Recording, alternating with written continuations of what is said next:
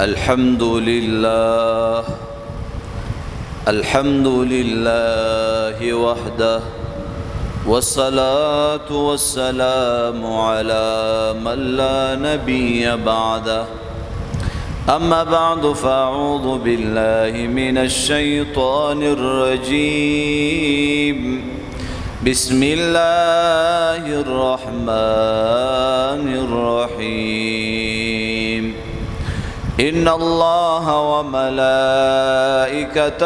يصلون على النبي يا أيها الذين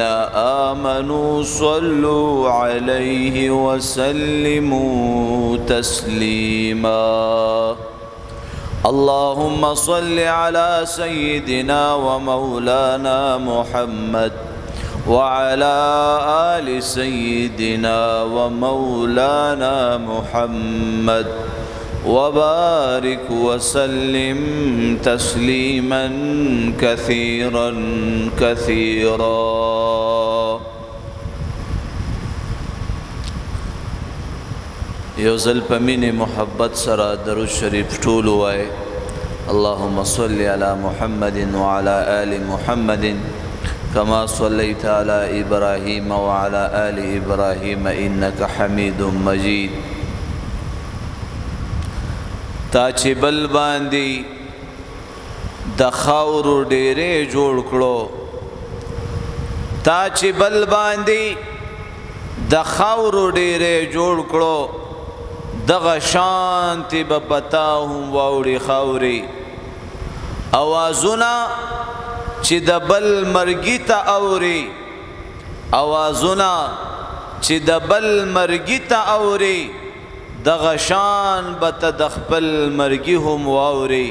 واجب الاحترام ارباب خاص و عام علماء کرام طلباء عظام زما د اهل سنت والجماعت عقیدې سره تعلق لرونکو په دین مینو غیرتمند مسلمانانو الله جل جلاله اما نواله منګو تاسو دی دنیا ته د مختصری زندګۍ د پر را لګلیو. الله جل جلاله زمنګ استاسو خالق ته مالک ته رازق ته حاجت روا دے مشکل کشا دے زمکی اسمانونا غرون دریابونا الله پاک پیدا کړی دی او دا هر څه الله ته محتاج دی الله چا ته محتاج نه دی. وحده لا شریک ذات ته احد او صمد ذات ته لم یلد ولم یولد ذات ته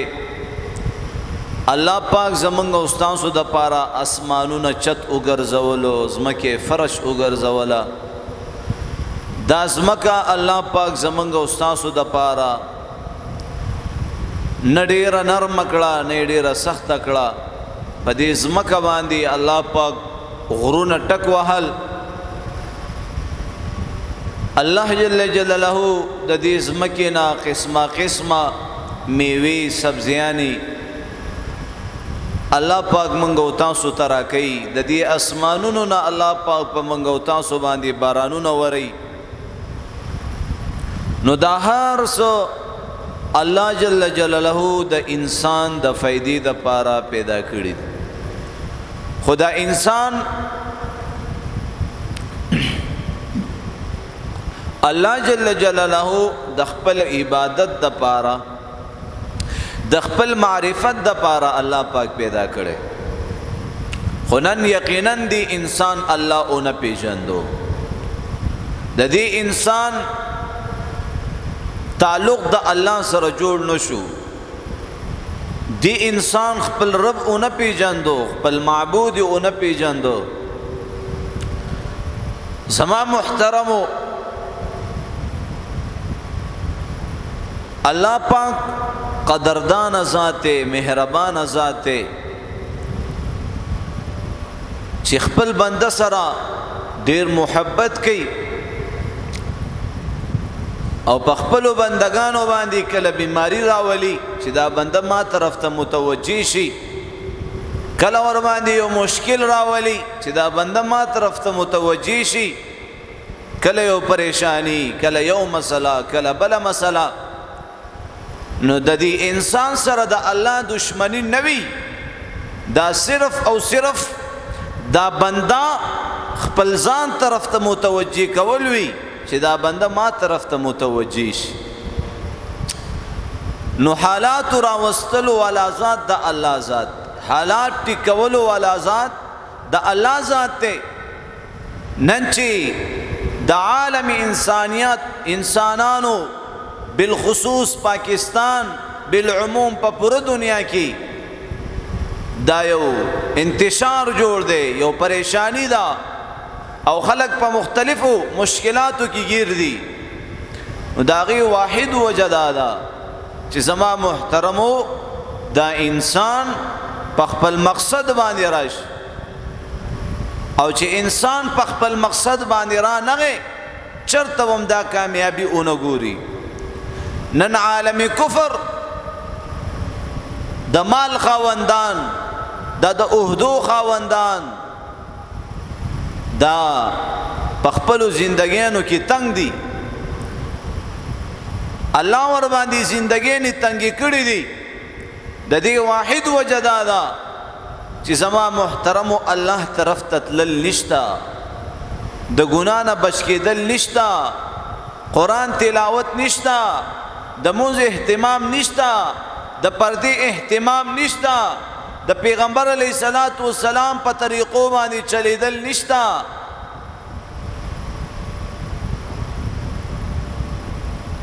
نن زمنګ بازارونه وګورا،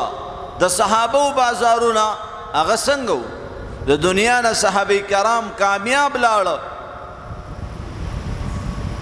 کامیاب. الله قرآن مجید کې د صحابه د کامیابی اعلان کی، رضی اللہ عنہم ورضوا عنہ. سما محترمو د صحابه په بازارونو باندې با چې یو جاسوس، یو کافر، یو غیر مسلم را داخل شو، قسم د الله په ذات باندې بل طرف ته بدا کافر دا جاسوس وتلو، دا به مسلمانو، دا به خپل کفر کې بیا نشو ټینګې دی، دا به کلمه ویل او مسلمانې دوبا. دا غي بازارونه څنګه وو؟ د الله د نافرمانی نه دا غي بازارونه خالی وو، د ناب تول لکمینه دا غي بازارونه خالی وو. د یو مسلمان حق وهل، دروغ ویل، د دروغ قسمونه کول، دا غي نه دا غي بازارونه خالی وو. را بغه یره زما لګه سودا پکار دا، دی مسلمان دی صحابی به ورته ویلی چې زما دکانداری د سار نشوي دا، زما دارور مسلمان گاونډي سار نه راغلی دی، اوسه پورې اسې ناست دی، دکانداری نه ده شوي، خیر دی ته مهرباني دا وکړه زما د دې رور د دې گاونډي نه سودا واخله چې د دې مسناسا لین برابر شي. نن زمنګ دکاندارانو ګورا، نن زمنګ بازارونو ګورا، که اسپیټالونو کې وګوري، که ډاکټران وګوري، میډیکوز والا وګوري، دکانداران هوټلونو کې وګوري، بس ټول با د خپل دکان مخې ته ولاړ وي، او چې کم ګاک راځي هغه به د لاس نه نیسي او خپل ځان طرف ته به راښکاږي چې راشه موږ نه سودا واخله، راشه زموږ نه خوراک وکړه، راشه زموږ نه دوی واخله. دا من کې د زناورو خویونه راغه، د یو مسلمان په بل مسلمان باندې خورس پیرزو نشي، یو مسلمان د بل مسلمان د پاره ښه سوچ نه کوي، د بربادۍ سوچ، د هلاکېدو سوچ، د ناکامۍ سوچونه، فکرونه دا مسلمانان یو بل ته په زړه کې ساتي. دا چرته هم کامیابېدی نشي، دا چرته هم په دې خپل ګټلې شوي مال باندې سودمن کېدی نشي. دا د بل مسلمان د خولې نه د دا روڼۍ راښکلې ده او د خپلو بچو په خولو کې وردننه کوي، د خپلو بیبیانو په خولو کې وردننه کوي، د بل کور یې تباه و برباد کړ، د بل زندگی دې تباه و برباد کړه. نو زما محترمو منګ او تاسو نه کدا د زناورو دا خویونه تر کومه پورې وتی نه نو یاد ساتئ موږ به همدغه شان په ناکامۍ او په بربادۍ باندې رواني.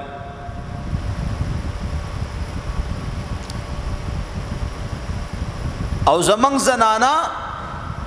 دنیا آباد شویم د زنانو د لاسه ده او دنیا با بربادیږي د دې زنانو د لاس. نن تاسو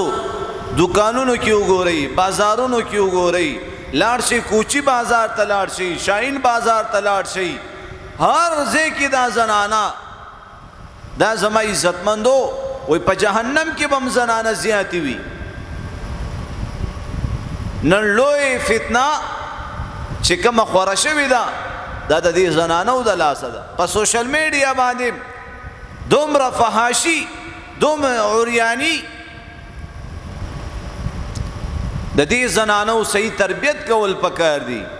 د دې اصلاح کول پکار دي چې دا زنانا دا پرده او پیژني، دا حیا او پیژني، د دې اخلاق ټیک شي، د خاون فرمانبرداري، د خوا خسخر فرمانبرداري، د الله یرا د دې زنانه په زړه کې راشي. نن اکثریت زنانا خواهشاتو پسې لګېدلې، خواهشاتو پسې. د دې پلانکۍ زنانه دومره جوړې دي او زما جامې کمزوري دي، زړې دي، بې قیمته دي، ارزانه دي، او دا چلې او هغه چلې. د خاون نه زما عزتمندو کمې کمې مطالبې کوي چې د دې خاون هغه مطالبې پوره کولی نه شي، د هغې په وس کې به نه وي. د دې خاون د طرف نه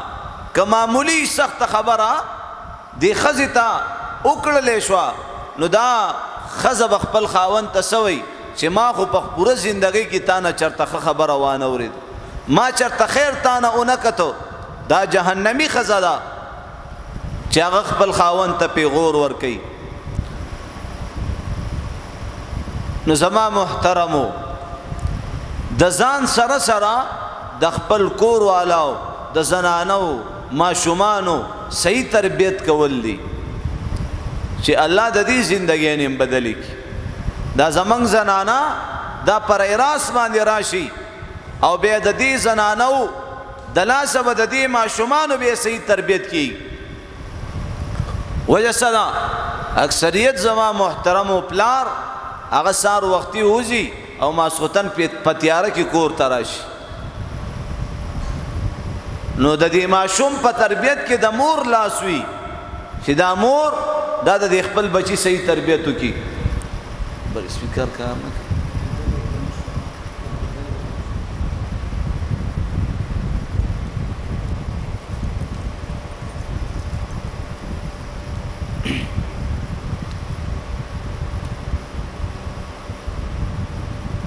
نو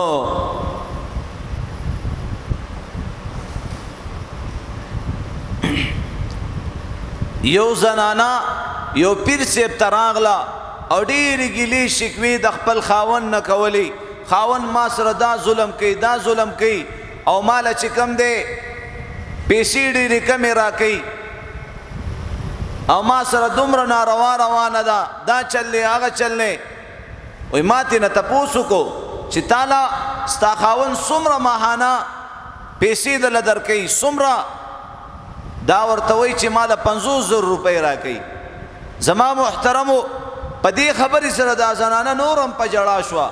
چې په 50,000 روپۍ باندې زما شاپینګ نه کېږي، زما حاجتونه پې نه پوره کېږي. او پیر صاحب زما دې خاوند ته ووایه چې دا پیسې ماله لږې زیاتې راکړي،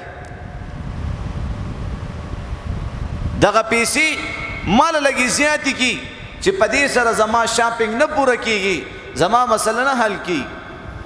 نو پیر صاحب چې سوچ کړی دی چې په 50,000 روپۍ باندې د ده مسله نه حل کېږي، نو دا مسله د دې بنیادي مسله دا حل کول پکار. نو هغه زنانه فحاش لباس کې راغلی وه، بې پردګۍ سره بې حیایي انداز کې راغلی وه. نو پیر صاحب ورته د پردې زما عزتمندو دعوت ورکو چې ته پرده شروع کا، ته 5 وخت مونږ شروع کا، ته د قرآن تلاوت شروع کا، ته د الله یاد شروع کا، ستا دا مسله به حل شي. یقین وکئ چې هغه زنانه لاړه او بیا زما عزتمندو داسې ډېر وخت بعد بیا راغه د هغه پیر صاحب سره ملاقات کیږي په پرده کې، او قسم کوي چې د هغه زنانه لاسونو ته دستانې وي، خپو ته جرابې وي، او زما عزتمندو په بورقه کې راغلی وه، او قسم یې وکړو چې پیر صاحب الله دې تاسو له اجر عظیم درکړي، زما چې کومه د مودو غټه مسله وه هغه مسله حل شوه، هغه مسله حل شوه، هغه داسې حل شوه چې زما په 50,000 روپو باندې مسله نه حل کېده، زما شاپینګ نه کېدو، او زما په 10,000 روپۍ باندې هغه ټول ضرورتونه پوره شي، او باقي 40,000 روپۍ په کونډو رنډو په یتیمانانو باندې تقسیم کړم. چې کله مونځ او دش شروع شي، کله د پردې اهتمام شروع شي، کله د قرآن تلاوت، خاون به خفه وي، د ښځې به پروام نه چې دا یو انسان می خفه کړی که یو زناور می خفه کړی، او دې زنانه ته پته نشته چې د دې خاون په ما باندې کم حق دی، چې دې خاون دا ښځه اونه بخله، زما محترمو په دې ښځه باندې د جنت خوشبوم حرامه ده. اوس سوچو زیاتې زنانه هغه د خپلو خاوندانو نافرمانی نه کوي، دی وجې نه به دا زنانه په جهنم کې به زیاتې وي. لاړ شي کوچی بازار ته لاړ شي، شاهین بازار ته لاړ شي، دغه زنانه دا خو الا ماشاءالله ډېرې کمې زنانه دي چې هغه زما عزتمندو د خپلو کورونو نه بغیر د ضرورته لکه مړی ژوندی شولو، خوشحالي شوله، غم شولو، د هغې دپاره د خپل کور نه راوځي، ورنه فضلو کارونو دپاره، عبس و عبسیاتو دپاره، شاپینګ دپاره د کورونو نه وځي، هغه په کورونو کې په پرده کې ناستې وي، په پرده کې. نو زما محترمو او زیاتر خلق چې کم دی بالمازه دي، زیاتر نافرمانی بالمازی دا بے حیائی. زما عزتمندو چې کله مونږ او تاسو 15 وخته مونږ گزار جوړ شو، 15 وخته مونږ گزار، والله چې د دې 15 وخته د مونږ د برکته به الله زمونږ او تاسو مسله حل کړي، زمونږ او تاسو دنیا به الله ښایسته کوي. وجه څه ده؟ زمونږ او تاسو په دنیا کې زندگی ده، په دنیا کې ژوند دی، د دنیا ژوند اول نمبر کې به الله ښایسته کوي. څوک چې 15 وخته د مونځ اهتمام کوي 14 انعامونه الله پاک ورکوي. یو د دې بنده سره الله محبت کوي، بلا د دې بنده دا بدن به د هر رقم بیماریو نه محفوظ وي، بلا فرشتي به د دې حفاظت کوي، بلا د په کور باندې به د الله رحمتونه را نازلېږي. زما محترمو د قبر د عذاب نه به الله نجات ورکي، د جهنم د اور نه به الله نجات ورکي، په پولیسرات باندې به د تیزی هوا غونته کې به الله تیر کی. الله جل جلاله د جنت یو ښکلی تاج به ورته ورپسر کی. زما عزتمندو د چې کله د سره حساب کتاب کېدی شي، نو حساب کتاب کې به د سره اسانۍ والا معامله وکړلی شي. او بله دا د په دې مخ باندې به نور د صالحانو الله پاک راول، د صالحانو نور د په دې تندي کې به ښکاري، بس چې څوک هم ورته ګوري بس زما عزتمندو د سره به محبت کی، چې څوک هم دته ګوري د هغه په زړه کې به د محبت پیدا کېږي. وی نور د صالحانو به د په تندي کې پیدا شي. او بله دا الله به په جنت کې د صالحانو سره به الله په جنت کې یوځای کی، او الله رب العزت په آخره کې خپل دیدار ورکی، په آخره کې به الله خپل دیدار ورکی. زما محترمو دا الله دیدار الله دې زموږ نصیب کی. دا د مرګ سره ان شاء الله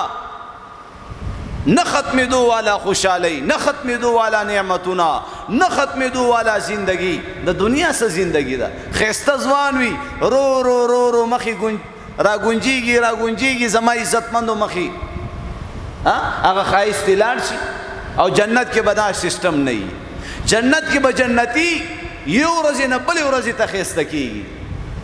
د خایس بازار به لګېدلی وي چې زما عزتمندو کم خایس تا خوښ وي په هغه خایس باندې به دا ګوتک دی الله رب العزت به د مخ دغه چهره مخ شان به الله جوړي. نو د دې مختصرې زندګۍ د لاسه نه ختمېدو والا زندگی ځان له مه بربادوئ. لمونځ دا حیثیت داسې لري د انسان په بدن کې لکه سر. یو پوجي هغه یو خبره کوله وی په یو ملک باندې موږ ورلو او هلته موږ حمله وکړه په هغه ملک باندې او هغې کې چې کوم د هغې سربراہ او مشر وی د هغې نه چې کوم دی لاس مې کټ کو او بیا ورلم خپې مې تېنه کټ کی بیا ورلم یو غوږ مې تې کټ کو بل که نه دا مې وکړو هغه مې وکړو. نو چا تېنه تپوس وکړو چې تا تېنه لاس کټ کو خپه دې تېنه کټ کړه او سر وی سر مخکې نه چا کټ کړی و سر تېنه مخکې نه چا کټ کړی و. نو چې سر کټ دی لاس کټ شي بیا هم ژوند کېږي خپه کټ شي بیا هم ژوند کېږي داسې ده. خو چې سر کټ شي بیا زما عزتمندو زندگی بالکل ناممکنه ده بیا زندگی نه کېږي. نو همدغه شان د پنځه وخته د مونځ اهتمام زما عزتمندو د دې مثال دا داسې دی لکه د انسان په دې جسم کې چې لکه د سر کم حیثیت د سر. نو نن اکثریت زمونږ زنانا زمونږ نارینا په مونځ کې څومره کمزوري کوي څومره کوتاهي کوي. دغه مونځ د قیامت په ورځ باندې زمونږ او ستاسو د اعمالو نه به اول نمبر دغه مونځ اوچتولی شي. بیا به دغه مونځ ګوري که دغه مونځ د الله د رضا دپاره خشوع وضو سره زما عزتمندو د مانځه چې کوم سل مسایل دي د هغې سره پوره ادا کړه شوی وي نو انشاءالله د دې انسان ټول اعمال به صحیح او سالم روزي. او که چېرته مونځ خراب شو خدای ناخواسته ټول اعمال به خراب شي. مونځ بچې به مونځ نه کوي بچې به په بستره کې همداسې پروت وي پلار به سهار مونځ ته روان وي دې بچي ته به یاله پاسه مونځ وکړه بس خپله به لاړ شي. نه قیامت جوړ کا چې ولې زما په دې کور کې مونځ قضا کېږي. یو فرشته هغه په لاره کې زما عزتمندو سبا او بیگا هغه دا آواز کوي چې حمد او ثنا د الله د پاره دی چې الله ز فرشته پیدا کړې ما الله ز غوا نه ما پیدا کړې. غوا وای حمد او ثنا د الله د پاره دی چې الله ز غوا پیدا کړې ما اوخې نه ما پیدا کړې. اوخ هم دا خبره کوي چې زما محترم الله ز اوخ پیدا کړې ما الله ز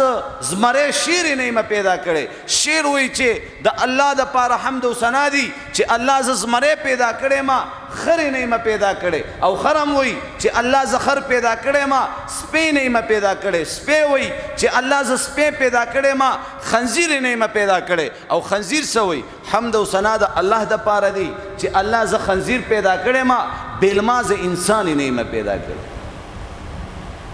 او زمونږ په دې کورونو کې بلمازان شته که نشته؟ یو مونځ چې قضا شو د جهنم په دروازه نوم ولیکلی شي د بلمازه د نحوست نه خو خبرې کنه. نو ستا بچې په بستره کې پروت دی بستره کې پروت دی نو زما عزتمندو اوس د ده څومره نقصان کېږي. وایي د ده مال جان اولاد هر څه د ده نه لوټ کړلی شو دا تنې تنها په دې میدان باندې پاتې شو. نو دا پلار دته وایي پاسه بچې مونځ وکړه بس دا خپله مونځ له لاړ شي. اوس دې بسترې ته یو مار دننه شي لړم دننه شي او تا پلار په دې خپلو سترګو وګوري زما د بچي بسترې ته څه دننه شو مار دننه شو لړم دننه شو. نو په ایمان وایه دا پلار به څومره قیامت جوړی به که نه جوړی. نو اوس دا بچی همیشه د جهنم اور طرف ته روان دی چې د هغه اور نه جنات فرشتي انبیا ټول فنا غواړي. اوس تا په دې بچي باندې په دنیا کې څوک وینه راماته کي چې ستا هغه نافرمانه بچی وي چې ستا په ټولو بچو کې دې بدي شي. اوس هغه بچي ته چا تکلیف رسولی او په هغې چا وینه راماته کړي او دا پلار په دې خپلو سترګو باندې د هغه بچي په مخ باندې وینه وګوري. نو په ایمان وایه تپوس به کوي که نه به کوي؟ دا پلار به سینه را مخکې کوي د دې خپل بچي تپوس به کوي زما دې بچي ته تکلیف چا ورکړی. اوس دا بچی دا زنانه دا زما عزتمندو جهنم اور طرف ته روان دا غینه بدا څوک بچ کی اغینه بدا څوک بچ کی حالات راوستلو والا ذات دا الله دی حالات درست کولو والا ذات حالات خرابولو والا ذات دا الله دی نن الله طرف ته تلل نشتا چې د کم ځای نه نه کېږي موږ هغه ځای پسې منډې وهو او چې کم ځای نه زموږ بیړه به پار کېږي زموږ مسله به حل کېږي لا اله الا الله لا اله الا الله زما عزتمندو دا لا دا توره ده هېڅ نه نه کېږي الا الله صرف د الله نه کېږي نو په کورونو کې اوړه ختم شي چینی ختم شي غوړي ختم شي نو ښځه ذهن کې خاون وي خاون د خاون نه خو نه کېږي کنه اوس دې ښځو له تربیت ولکول پکار دی چې دې ښځو تربیت وشي چې دا اول نمبر کې دا زنانه او دسو کې چې خاون ته وایي د هغې نه مخکې الله ته ووایي هغې نه مخکې الله ته ووایي 2 رکعاته صلات حاجت مونځ تاسو لاړ شئ خپلو زنانو له قسم ورکوئ چې تا دې قسم ووایي پوره زندګۍ کې دا کم وخت نه ته ما راواده کړي زمونږ کور ته راغلي چې کله غوړي ختم شي چینی ختم شي وړه ختم شي چې ما ته وې د هغې نه مخکې ته الله ته ویلي دي تاسو تپوس وکړئ خیر الله ته نه وایي زمونږ مسله به هله حل کېږي چې کله موږ سره زنانه زما عزتمندو لاس راکړي سټیپ بای سټیپ چې دا سړی دا زنانه دا منځګزاره جوړه کړي دا زنانه د الله د احکاماتو نه خبرداره کی دا زنانه د پردې نه خبرداره کی دې زنانه ته د حیا درس ورکي اوس زمونږ کور ته به پردي سړي دننه کېږي او بار کېږي پردي سړي په ودونو کې به پردي سړي دننه ځي او بار کېږي به او څوک نکه مکه والا نه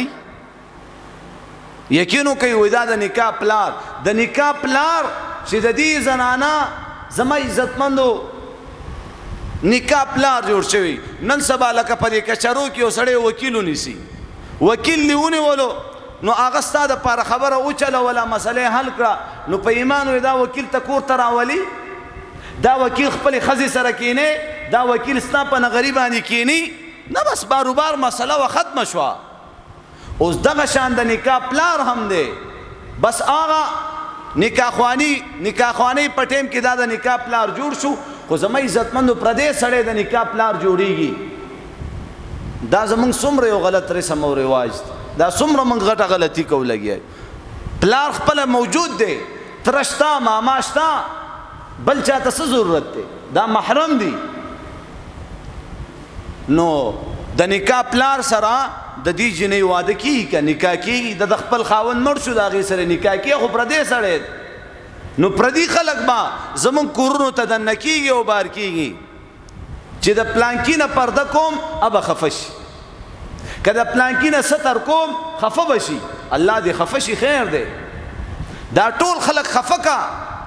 په حیا باندې پرده باندې الله جل جلاله دا ټول خلک به واپس راضي کی د دې زړونه خو د الله په قبضه کی الله به راضي کی نو زما عزتمندو سیستم د اول نه کمزورې روان دی اول نه بیا کتبات کې ځان نه لوی شیخ جوړ کی لوی بزرگ ځان نه جوړ کی چیرې د بچی واده مې راغی او دا به د پیغمبر علیه الصلاۃ والسلام د طریقې مطابق کوم والله کې رانه وکړي بیا بیا رانه نشي کولی ماحول جوړ نه دی اول در سره ښځه نه مني ښځې در سره نه مني بیا چې کم دی در سره بچی نه مني نو دا ابتدا نه زما عزتمندو زمونږ مسله خراب روانه زما والد سے محترم 18 کال عمر کې دا وته تبلیغ په مهنت کې ولګید او چې کله ولګیدو نو په خواخې سخرګنۍ باندې مهنت شروع کو او زما عزتمندو خپل رونو باندې مهنت شروع کو په خپلو خویندو باندې مهنت شروع کو په خپلو انګیندو باندې هغه وخت نه خپلو بچو باندې ټولو باندې خواري مهنت ابتدا نه سټیپ بای سټیپ زما عزتمندو اوس چې ماشوم وي دا خو شنه لخته ده چې په کوم طرف یې تاوي هغه طرف ته تاوي چې کوم طرف ته بوځي هغه طرف ته ځي او چې دا لخته غټه شوله دې نه غټه ونه جوړه شوه مسلمان وینه تویږي نن ګیر چاپیره جماعتونه غیر محفوظ، مدرسې غیر محفوظ، مسلمان غیر محفوظ، تبلیغی جماعت، مجاهدین، علما دا ټول غیر محفوظ دي. او پاکستان آزاد ملک دی، آزاد ملک دی، منگ پا آزاد ملک کی ژوند کو. وی پاکستان کا مطلب کیا؟ لا الہ الا اللہ. منگ تبازی خلق وی مولی سے سپینی خبری مکوا وی که ژوند کې وی مفتی سردار علی سے بم ماتا اکثریت خلق کمنټونو کې دا خبره کوي او تاسو بیانونه منگ ډیر مینې سره اورو، خیر دی لږ گزاره. نو زه ورته یم تاسو ته خدا پته ده کنه چې په جاز کې کوم خلکو سفر کړی دی، جاز برباد شوی دی که نه دی برباد شوی، جاز حلال شوی دی که نه دی، دا گاڑو اسکیډنټونه کیږي که نه کیږي، د هغې نه باوجود هم خلک په دې گاڑو کې ګرځي، د هغې نه باوجود هم خلک په جازونو کې ګرځي. نو دا مرد او دا شهادت دا خو مفتو کې بدنام دی. د مسلمان وینه تویول قسم پر رب العالمین الله ته دا خبر آسانه ده چې د یو مسلمان په بدله کې دا ټوله دنیا قتل کی ختمه کی او یا دا ټوله دنیا دا جهنم په اور کې واچي. نن قتل عام شروع دی، نن څومره زمونږ زما عزتمندو ماشومان قتلیږي، زمونږ علما شهیدان کیږي، زمونږ څومره جماعتونه مدرسې. واحد وجه دا ده چې رونو موږ په خپل مقصد باندې راشو. بیا به قسم د الله په ذات باندې بیا هغه خلکو کې د دین په دشمنانو کې دومره طاقت او جرأت نشته چې زما اسلام ته زما عزتمندو په بد نظر وګوري. موږ چې واړو نو موږ به په دې سپي باندې ګزار وکړو، نو سپي به هغه کاڼي پسې منډه وهله، ګزار به پې ما کړی او سپي به کاڼي پسې منډه وهله. حالات په موږ الله راولي او موږ منډه کم طرف ته وهو. نو انشاءالله د الله سره به صلح کوو، انشاءالله په خپلو کړو ګناهونو به توبه او استغفار کوو، انشاءالله د خپلو بچو ته به درون لباس ورچو، د خپل بچی ته درون لباس اوس زینه ور واچوه چې ستا دا بچی زما عزتمندو د ماشومتوب نه د محمد رسول الله په مبارک رنگ کې زما عزتمندو تیراولې، په هغه مبارک ډانچه کې دا ماشومان دي بینستونو جامې به ورته ورچولي. پیش وړه ماشومه یا خو اسم خیستی او دی ورته بینستونو جامې ورچولي. نو ولی نور خلق په فتنه کې مبتلا کې؟ ولی زمونږ دا ماشومان دي دلته مدرسې له سبق له راځي، نو دا بېګیره ماشوم دا خو اسم خیستوي، نو مونږ ورله سر کټاکو چې سر ورله کټاکو نو ښایست یې لږ کم شي، نور خلق د فتنې نه بچ شي. بعضې پکې پلاران موږ سره جګړه کوي زما د بچي سر به نه کټاکې، بیا چې دغه ماشوم راغټ شي بیا زما عزتمندو د دې پلار د سر قاتل جوړ شي. بیا وجه صحیح د دې تربیت صحیح ونه شي، د دې ماشومانو تربیت نه کیږي. نو ابتدا نه زما عزتمندو معامله کمزوري روانه ده. حابیل او قابیل، قابیل ولګي حابیل قتل،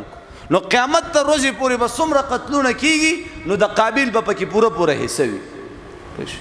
دغه شان ته نن ژوندی ته داسې سبق خپلو بچو ته پرېږده، انوسو ته پرېږده چې سبا ستا د بچي ستا د انوسي په هغې باندې عمل کوي، په قبر کې ستا درجات بلندیږي. الله پاک تا ته چې کوم دی قسمه قسمه نعمتونه سهولیات پلار به په کور کې به په بچو وس نه کیږي، بچی به قسمه قسمه د الله نافرمانی کوي، بس پلار به سر غړی کړی. والله چې د قیامت په ورځ د دې متعلق تا نه تپوس ونه شو او د دې بچو په معامله کې الله ته الټه ځوړند کړی نه وي، نو انشاءالله دا مخکې د قیامت په ورځ تاسو مخامخ تور وي. بیا وبګورئ نن خو بس شپه کوه نه، د دې ډېرې زما عزتمندو ذموارۍ دي. پلار راوړلو ته تکړی او تربیت نشي کولی، راوړلو ته تکړی او دې بچی ته نیک او زما عزتمندو صحیح تربیت نشي ورکولی. نن څومره خلک دي، نن څومره خلک دي، څو بچي دي؟ شپږ بچي، 8 12 ځان له راوړل نه دي. خفه کېږئ مه، د دې بچو صحیح تربیت وکړه. دا ماشوم سبا د عالم انسانیت قاتل جوړیږي، یا دا ماشوم د عالم انسانیت د پاره د خیر او د هدایت ذریعہ جوړیږي. خو چې تربیت څنګه وشي تربیت یو ماشوم زما عزتمندو مدرسې نه راځي مور روټۍ مور ورته وایي ما سره روټۍ چېرته روټۍ خو الله ورکوي دا مور ده زمونږ میندې ماشوم سره پیسې ویني او زما بچی هم دومره شو د پیسو د راوړلو شو تپوس نه کوي دا دې چېرته نه راوړي ته چېرته وي دا ټیم ته چېرته تللی وي دا څه ټیم رالی نه د زړه زور دومره د چا نشته پوه شي بس سکول ته ماشوم ځي هلته په سکول کې هم سګرټ میګرټ او ایسونه او چرسونه شروع کي مدرسې ته چې کوم دی راولېږي مدرسې پسې بل خوا لاړ شي پلار هم تپوس نه کوي پلار خو سهار وتی ماسخوتن به راځي او مور خو بس په کور کې بندیوانه ناست دی او نه یې تپوس کوي نو زما محترمو هغه ماشوم اودس کوي مونځ کوي یا الله روټۍ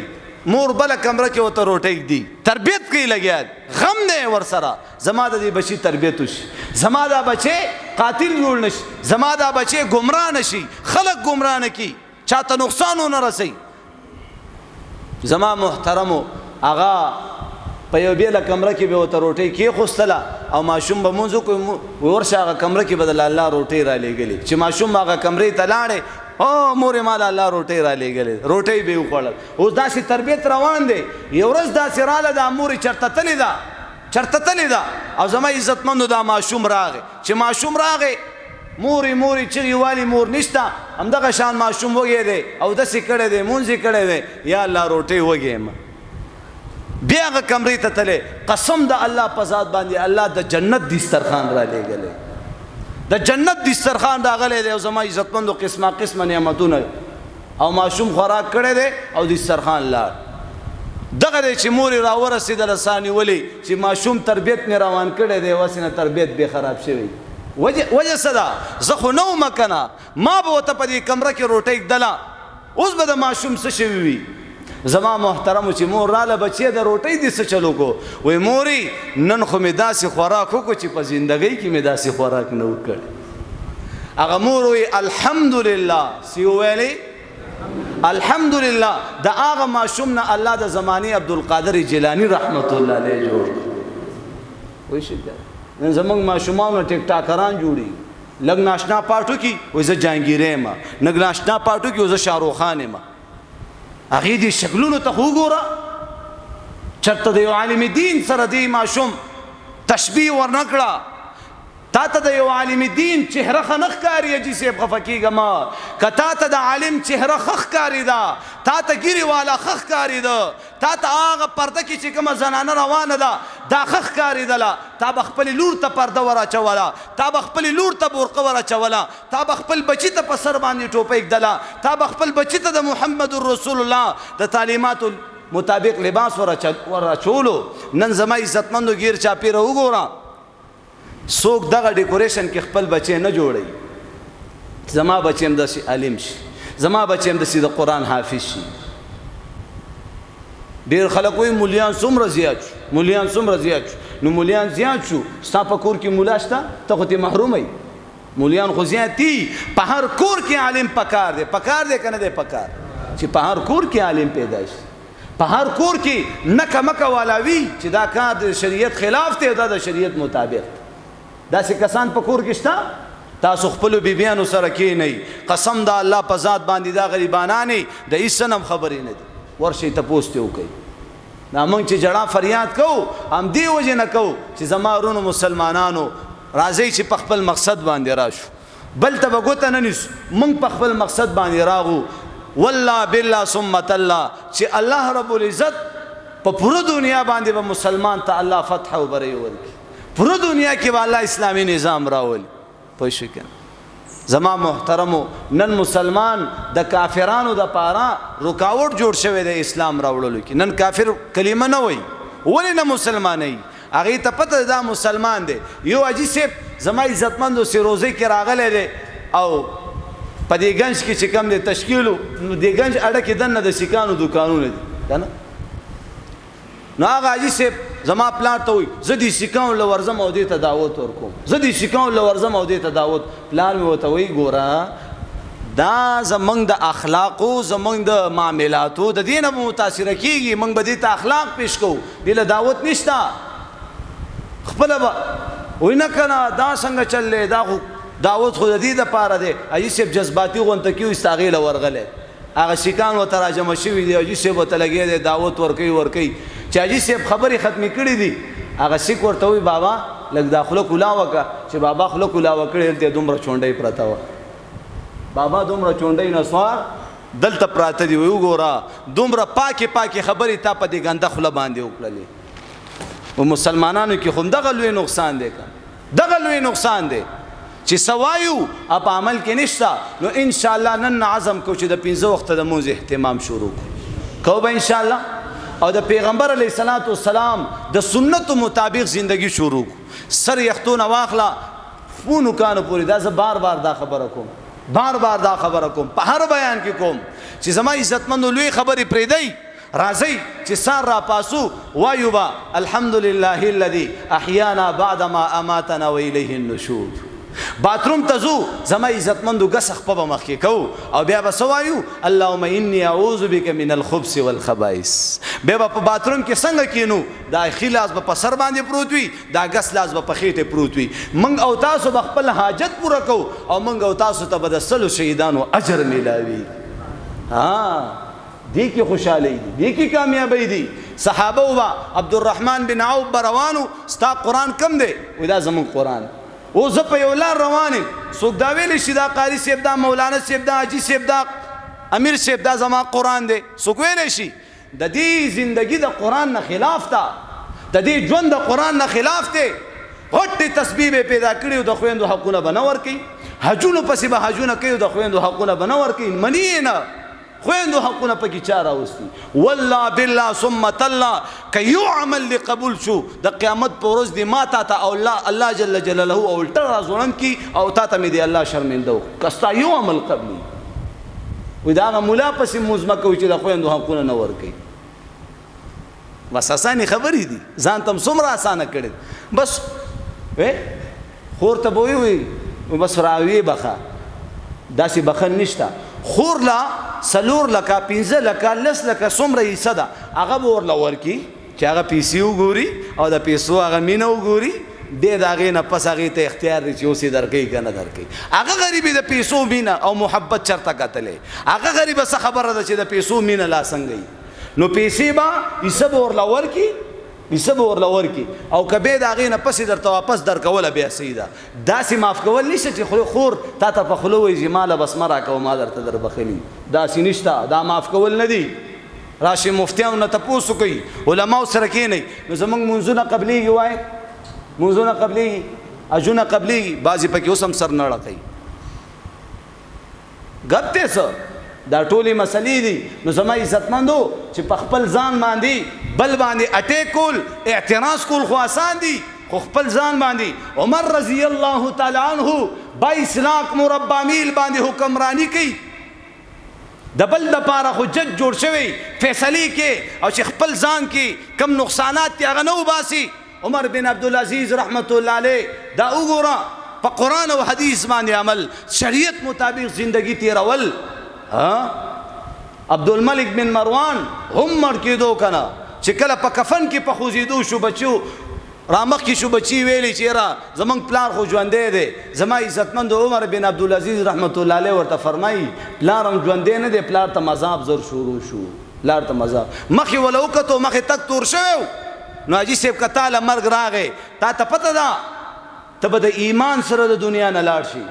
دا وروسته مسلې خو حل که که نه په خپل ژوندانه باندې دا ډېرې ضروري خبرې دي عمر رضی الله تعالی عنہ د زوی نه چې کله خطا وشوله او یو زنانه راغه چې عمره ای امیر المؤمنین دا ماشوم ګوري که نه دا ماشوم وی دا ستا د زوی نه چې کوم دی دا زما بچی پیدا شوی وی ښه عمر رضی الله تعالی عنہ زما عزتمندو هغه زنانه خبر اوري ورته وایي که دا قانون صرف زمنګ د پاره وي او کنه ستاسو د پاره دی وی قانون اجتماعي دی وی ښه زما عزتمندو خپل زوی را وغوښتلو په الله یقینو کوي 99 دوری وهلو او هغه دومره بهترین حافظ قرآن و بهترین داسې قرآن به ویلی خلکو ته ویلی امیر المؤمنین دا بچی دی پرېږده معافي کا خیر دی موږ ته به قرآن څوک ښیي موږ ته به قرآن څوک خدام. عمر رضی الله تعالی عنہ ورته فرمایي ما د خلکو بچي نه دي معاف کړي، والله که خپل بچی معاف کړم. دې ته اسلام وایي، دې ته په اسلام باندې چلېدل وایي. بچی ته وایي بچیا اوس به د محمد رسول الله سره ملاقات وشي، ورته ووایه چې ستانه بعد عمر رضی الله تعالی عنہ په قرآن داسې عمل شروع کړی دی چې په کور یې راله سرپې پې ونه کړه درپسې راویلېږلم. زمونږ په خپلو کورونو کې شپه شپه یو راغی وایي زوی مې چې کوم دی ګستاخي کړې ده څه ورسره وکړم. مې ته سم نشي کولی، ستا بچي ګستاخي کړې ده چې ته دلته راتللې د هغې نه مخکې ستا د خپل بچي سر دی الوزولی وی، بچی دی قتل کړی وی، اوس به څه وکړي؟ دا زما عزتمندو شریعت دی، دا شپه شپه د قیامت په ورځ به پته لګي. نو انشاءالله دا شپ به نه کوو، ګپ شپ به نه لګو، انشاءالله په شریعت باندې په قرآن باندې انشاءالله صحیح عمل به کوو چې څنګه الله غواړي د الله رسول غواړي عمل به کوو انشاءالله. کوو به انشاءالله. څوک وایي چې زما مسلې الله حل کړي، څوک وایي زما دنیا الله ښایسته کړي، آخرت مې الله ښایسته کړي، او قبر مې الله ښایسته کړي. هغې ته وایم په کلاو غوږونو واوره، د حرامو نه به ځان ساتي. وجه څه ده چې کله د حرامو لقمه ستا خېټې ته لاړه مونځ کېږي بیا نه کېږي. نو چې هغه مسله ستا صفا وي، د حرامو نه به ځان ساتي، د قتل نه به ځان ساتي، ته به د بې انصافۍ نه ځان ساتي. اکثریت 2-3 ودونه کړي او زما عزتمندو بې انصافۍ نه کوي، بې انصافۍ نه کوي که نه کوي. بس هغه ښځې ته زیاته توجه وي چې کومه ښځې ګرانې خوښې د مینې کوري، بس هغې ته هغه نورو زندګۍ غرق او تباهي. دا به د قیامت په ورځ دا غریب الله له څه جواب ورکوي؟ د ده دا نیک اعمال دا به زما عزتمندو ډېرې د غرونو برابر به پیش کړلی شي، ټول به نیم په نیمه باندې وسوځولی شي. عدل و انصاف کې زما عزتمند. نو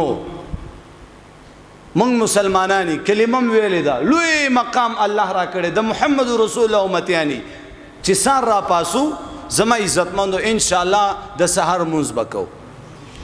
ورپسې بیا چې کم دی زما عزتمندو د قرآن تلاوت به کوو.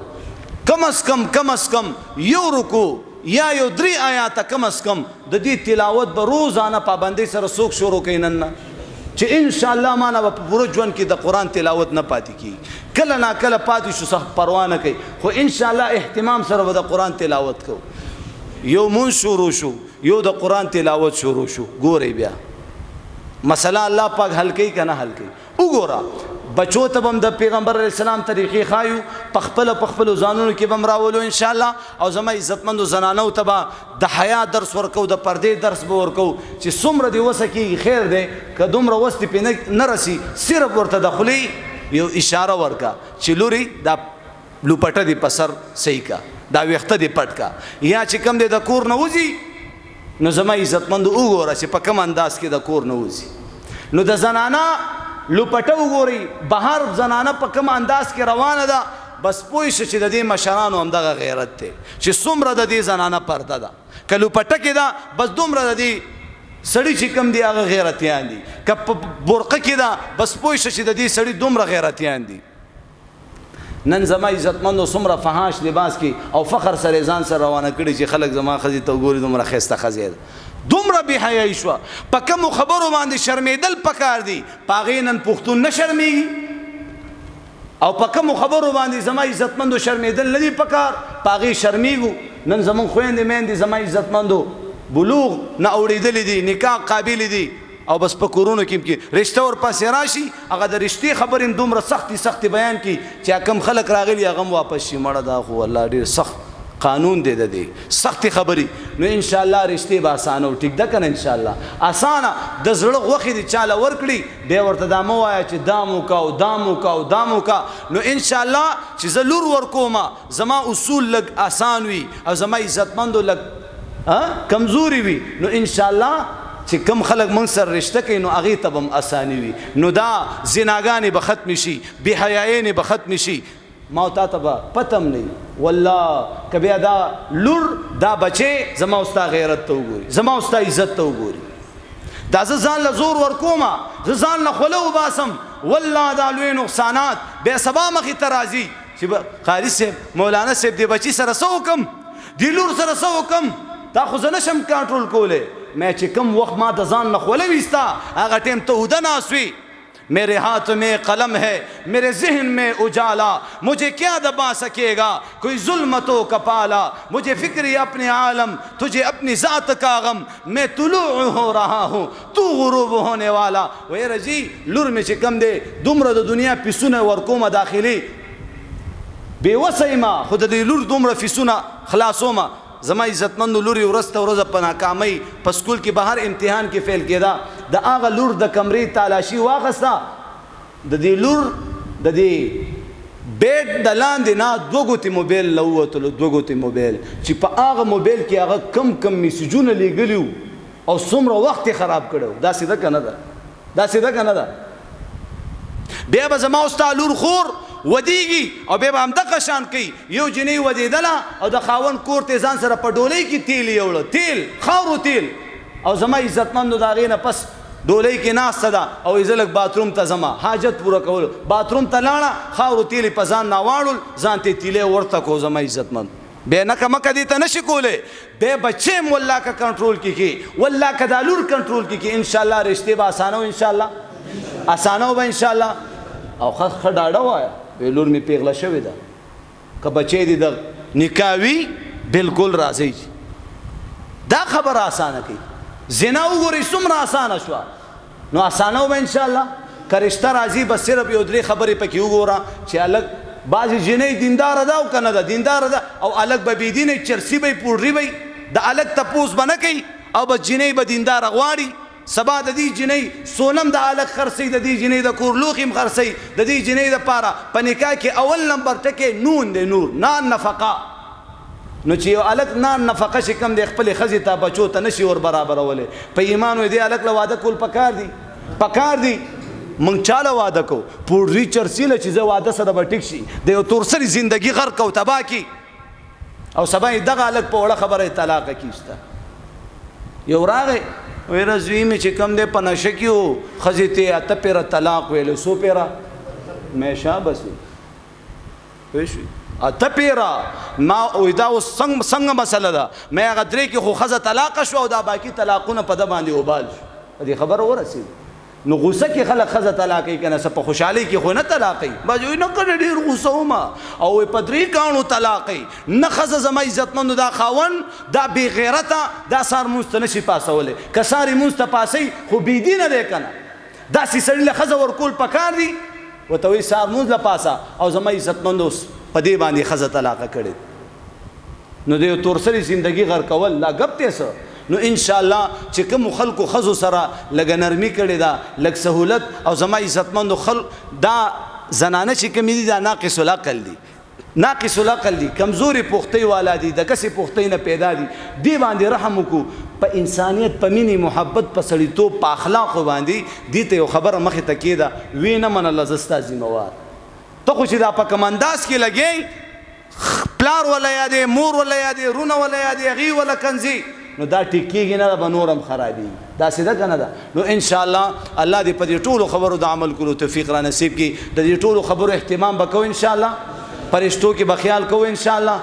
چې کومه رشته راله نو د هغې دیندارۍ پرهیزګارۍ ته به ګورئ، بس چې خبرې پکې د پرهیزګارۍ او دیندارۍ موجود وي، الګ ټیک وي، بالکل بس اسانۍ والا معامله کوئ. ټیک ده که نه؟ او زما عزتمندو د خواښ اسخر د کور ماحول هم ګورئ، چې خواښ اسخر ایسیني چرسیني پوډریني د حرامو کاروبار کوي، د ګلالي غونته کې بچي له پکې رشته وکړي، بس دا بچی چې هلته ځي راځي، به د دې نه بیا پوډري او چرسي جوړ شي. ولی هغه ماحول ته ځي راځي، داسې ده که نه ده؟ هغه ماحول کې ناست پاس وي. ته خیر دی په دنیا کې وګوره چې کوم ځای کې د دنیا خبرې کېږي، هلته ناست دی او ته زرګونه روپۍ ګټې، او هلته چې کوم دی د لکونو پیسې خبرې کېږي، لکونو روپۍ یو بل څه اړه یې راړئ، نو تا ته په دې زرګونو روپو کې بیا ځان ښه نه ښکاري. ته په دې باندې بیا ناشکري کوې، بیا به وایې چې یاره دا کار شروع کړم، دا کار شروع کړم. یا کوم ځای کې زما عزتمندو داسې د غلا خبرې شروع وي، هغې سره کښېنه، که تا باندې اثر ونه کړو زه ستا ذمهوار. ته به م وایې چې زه هم غلا شروع کړم. کوم ځای کې د فلمونو ډرامو خبرې کېږي، ته به م وایې چې زه یو فلمي اداکار جوړ شم، زه یو ډم جوړ شم. کوم ځای کې د علماو تبلیغ والا نیکې خبرې کېږي، دا به د دې په وجه به الله تا نیک او عالم به دې الله جوړوي. داسې ده که نه؟ نو د دې بچي کوم ځای ته تللی چې زما عزتمندو خواښ هم دیندارئ، سخر هم دیندارئ، د هغې د کور ماحول هم جوړ وي. جوړو به ان شاء الله جوړو به ان شاء الله دې خبرو به خیال ساتو ان شاء الله زما مازغه نه دي خراب غره ها زه په وختم جمرات تاول شم خو زما عزتمنو زم چې د خپل غاړه خلاصه کا خپل غاړه خلاصه کا چې سبا څه قسمه نقصان مخه ترازی و امرورا یاد دي شي چې په منبر مانه خلی روان وي او تاسو سره رقولو او بیا دې په عمل نکول عمل وکړو ان شاء الله کوبا ان شاء الله الله دې په دې ټولو خبرو د عمل کولو توفیق نصیب اللهم ربنا آتنا في الدنيا حسنه وفي الآخرة حسنة وقنا عذاب النار الله سمي السماور دل پدې د عمل کولو توفیق را نصیب کا کم مقصد د پاره ته د دنیا ته را لګلی موږ پاغه مقصد باندې راولا الله زموږ د ګناهونو د وای چې کم عذابونه راغلي دي د عذابونه دفقه الله په دې حاضر مجمع کې د ساقس قسم مشکلات وي پریشانی وي مشکلات حل کا پریشانی ختم کا بیمارانو تم روغ صحتونه ورکا کم مسلمانان وفات شوي د ټولو مغفرت نصیب کا الله موږ ته مرګ راځي د ایمان سره خپل مرګم نصیب کا الله زمونږ د پریشانیونو نه خبردار ذاتی مشکلاتو نه خبردار ذاتی ضرورتونو نه خبردار ذاتی الله مشکلات هم حل کا پریشانی هم ختم کا ضرورتونو هم د خپل خزانونو په غیبی لارو باندې پوره کا الله سمو غختل دام نصیب کا سمو نه غختل په دې مختصر وخت کې مونږ نه غختل الله غم نصیب کا زمو غختل زمونږ د حیثیت مطابق اتا د خپل شان مطابق او فرمایا مونږ ته چا د دعاګانو د پاره ویل دي چا نه دی ویلې مونږ نه د دعاګانو تم ساتي څه قسمه مشکلات حل کا